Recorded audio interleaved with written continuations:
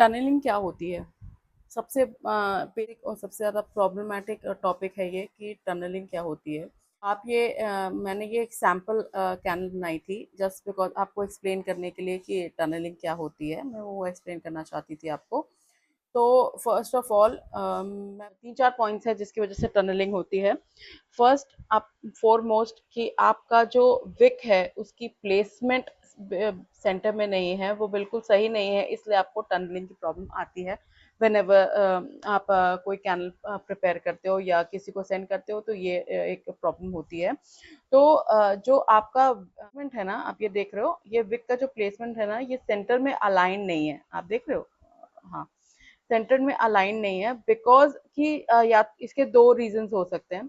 First of all आपने उसको centre में परफेक्टली प्लेस नहीं किया। दूसरा ये हो सकता है कि आपने उसको प्लेस तो किया होगा बट वो जब आपने वैक्स पोर किया तो उसका टेम्परेचर इतना हाई था कि वो शिफ्ट होके साइड में चला गया। ठीक है, तो ये दो रीजंस हो सकते हैं।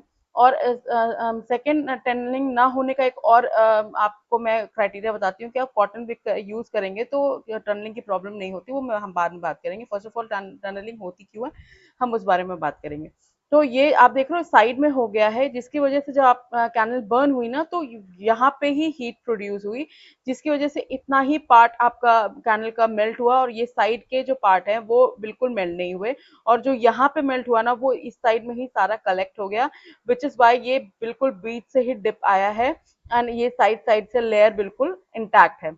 इससे प्रॉब्लम क्या होती है कि आपका जो कैनल है वो बीच से ही बर्न होता रहता है और ये जो पूरी आपकी एक्स्ट्रा वैक्स है, मतलब पूरी जो कैनल की वैक्स है वो वेस्ट होती है और बीच से ही कैनल बर्न होने के कारण जो बाकी सारी वैक्स है ना वो वेस्ट हो जाती है और फिर कस्टमर को आपके वो सेटिस्फैक्शन नहीं मिलता और फिर वो आपके पास वापस नहीं आते। तो इसके का दो तरीका है। आप इसको पहले जो विक है जब आप प्लेस करो तो बिल्कुल सेंटर में प्लेस करो, उसको थोड़ा सेटल डाउन हो जाने दो, उसके बाद आप वैक्स पोर करो। एंड सेकेंडली वैक्स का टेम्परेचर हमेशा चेक करके ही पोर करें।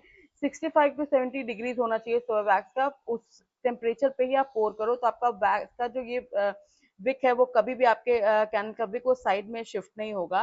एंड आप क्या कर सकते हो, इस टाइप के आपके वो आते हैं प्लेसर्स आते हैं जो आप इसके विक पे प्लेस करोगे कैनल के तो वो मूव नहीं करता, वो इंटैक्ट रहता है बीच में, तो आप ऐसे प्लेसेस यूज कर सकते हो।